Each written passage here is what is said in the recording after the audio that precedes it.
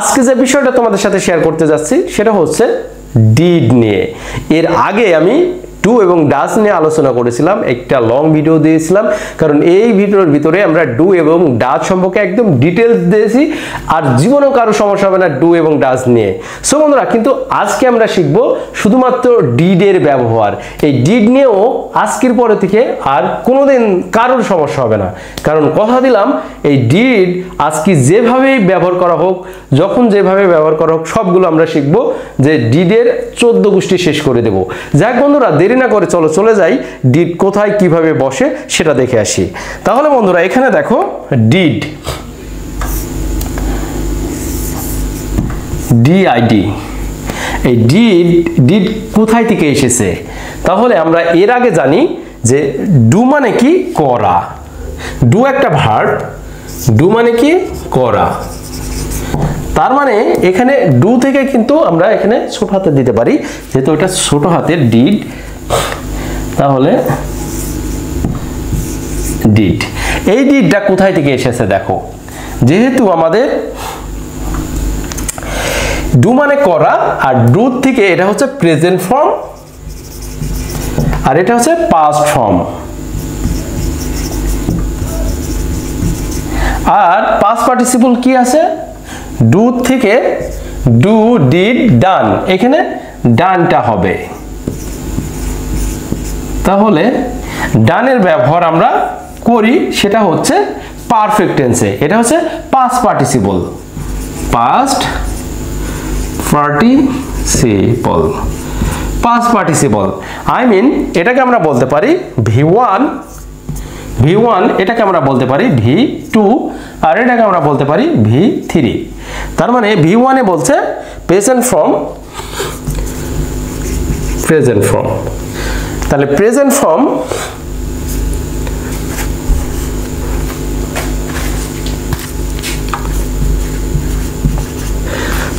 Form do মানে করা, এটা হচ্ছে V1। Past form did, V2, did মানে কি? করেছিল,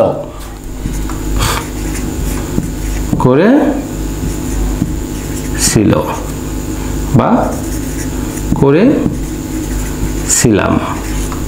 তাহলে করেছিল বা করেছিলাম বা করেছিলে, তাহলে এক এক সময় এক এক ভাবে এটা ব্যবহার করা হয়। তাহলে এই ডিড মানে কি? করেছিল, করেছিলাম, করেছিলে। তাহলে করেছিল, করেছিলাম, করেছিলে। তার মানে এই তিনটা জিনিস আমরা ডিডের অর্থ থেকে পাই। তাহলে ডিড থেকে আমরা এই তিনটা জিনিস আমরা পাই। তাহলে দেখো, ডু মানে করা, ডিড মানে করেছিল, করেছিলাম, করেছিলে, আর পাস্ট এটা করিয়াছি, এটা কি হবে? করিয়াছি। তাহলে করিয়াছি, করিয়াছো, করিয়াছেন। তাহলে করিয়াছি, করিয়াছো,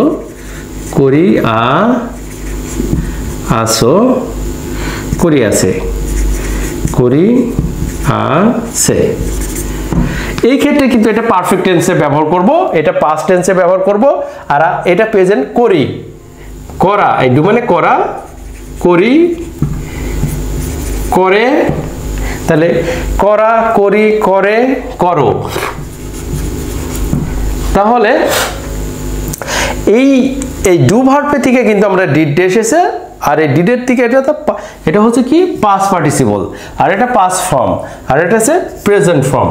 তাহলে প্রেজেন্ট ফর্মকে আমরা বলতে পারি ভার্বের বেস ফর্ম অথবা রুট ফর্মও বলতে পারি। তাহলে এটাকে আমরা বেস ফর্মও বলতে পারি, রুট ফর্মও বলতে পারি, প্রেজেন্ট ফর্মও বলতে পারি। তার মানে এটাকে আমরা সংক্ষিপ্ত রূপে V1 দেখি, আর এটাকে আমরা V2, এটা V1, V2 এন্ড এটা V3। এখন এটাকে আমরা কিভাবে, এই যে আজকে আমরা শিখবো অলরেডি ডু অথবা ডাজের, এখানে কিন্তু আমরা ডাজটাও বসাতে পারি। ডাজ মানেও করা বা করেছিল, কারণ এটা যখন ডাজটা আসবে মানে সাবজেক্ট ভেদে, যেহেতু আমরা এই ডাজ নিয়ে এটা করব না আজকে, এই প্রসঙ্গও করব না আজকে, এটাও করব না আজকে, শুধুমাত্র এই যে V2টা করব, মানে ডিড নিয়ে আলোচনা করব। তাহলে যখন এটা মেন ভার্ব হিসাবে ব্যবহার করা হবে, তখন দেখো কি বলছে। মেন ভার্ব হিসাবে আমরা আজকে ব্যবহার করব মেন ভার্ব অথবা মূল ভার্ব। এটা হচ্ছে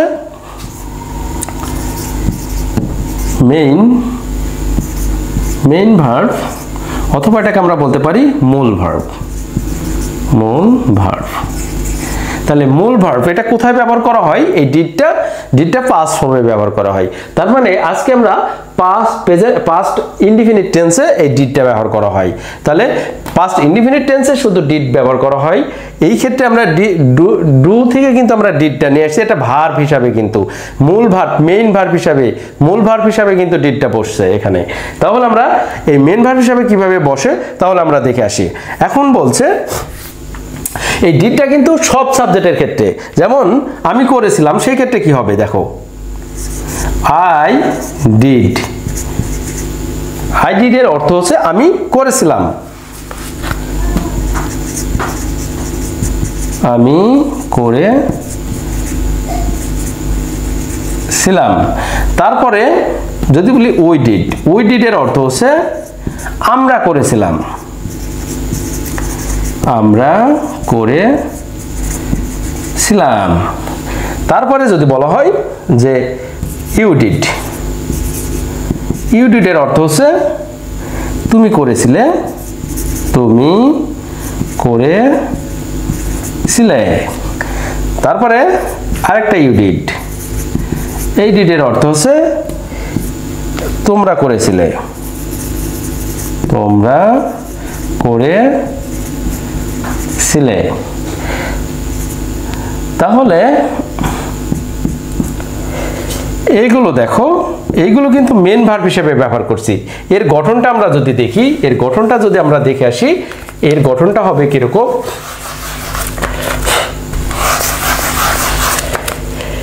এর গঠনটা আমরা এগুলো মুছে দিই, যেহেতু এগুলোর ব্যবহার আমরা করছি না সেহেতু আমাদের এগুলো থাকার কোনো দরকার নাই। এর গঠনটা প্রথমে আমরা বলছি দেখো সাবজেক্ট, কোন কলমটা এটা, সেই জন্য কালিগুলো এরকম হচ্ছে। যাই হোক বন্ধুরা, একটু ফ্যাকশন হলেও তোমরা করে নিও। তাহলে এটাকে আমরা এখন প্রথমে আমরা সাবজেক্ট বসাবো, সাবজেক্ট প্লাস ডিড প্লাস এটা হচ্ছে মূল ভার্ব। আর ডিডের পরে যদি অবজেক্ট থাকে তাহলে আমরা অবজেক্ট বসাবো, না থাকলে নাই। তাহলে আমরা কয়েকটা সেন্টেন্স করেছি, যেহেতু এখন এই সাবজেক্ট এবং কি ভার্ব দিয়ে করেছি, সাবজেক্ট এবং ভার্ব দিয়ে। তাহলে এখন যদি এখানে হি ডিড বসাই, তারপরে শি ডিড, এগুলো সব জায়গায় ডিড হবে। তারপরে ইট ডিড, তারপরে আমরা বসাতে পারি নেম, যে কোনো নেম, তাইমোর দিতে পারি, তাইমোর ডিড। এইগুলো হচ্ছে এর অর্থ হচ্ছে সে করেছিল,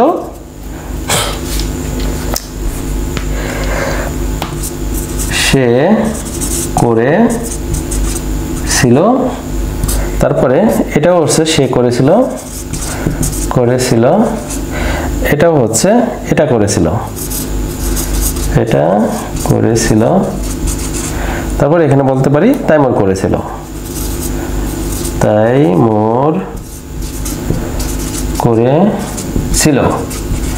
তাহলে আমরা বাংলাটা করেছিলাম, এখানে তাইমোর করেছিল। তাহলে এটা হচ্ছে শুধুমাত্র সাবজেক্ট এবং ভার্ব দিয়ে করলাম, এটা হচ্ছে মূল ভার্ব। তাহলে এরকম যদি আরো কিছু সেন্টেন্স আমরা যদি করি, যে আমি করেছিলাম, যেহেতু আমি কি করেছিলাম, আমি কাজটি করেছিলাম, সেক্ষেত্রে যদি আমি করি যে আমি কাজটি করেছিলাম, সেক্ষেত্রে দেখো আমি কাজটি করেছিলাম। তাহলে কি হবে, প্রথমে সাবজেক্ট, তারপরে আমরা অনায়াসে একটা ডিড বসাই দিব, যে করেছিলাম ইংরেজি ডিড, তারপরে হচ্ছে কাজটির কথা বলা হচ্ছে আই ডিড দ্য ওয়ার্ক, আমি কাজটি করেছিলাম। তাহলে এরকম সব সাবজেক্টগুলো দিয়ে যদি বলো যে আমরা কাজটি করেছিলাম, তাহলে কি হবে, উই ডিড দ্য ওয়ার্ক। এর অর্থ হচ্ছে আমরা কাজটি করেছিলাম। তাহলে তুমি কাজটি করেছিলে, তাহলে কি হবে, you did the work.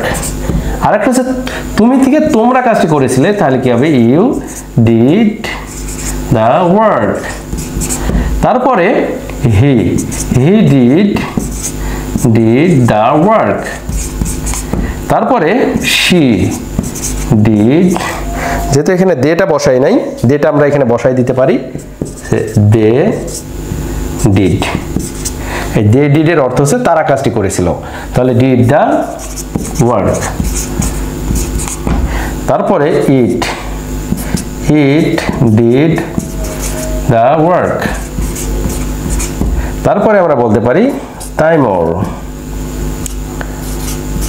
Taimur did the work.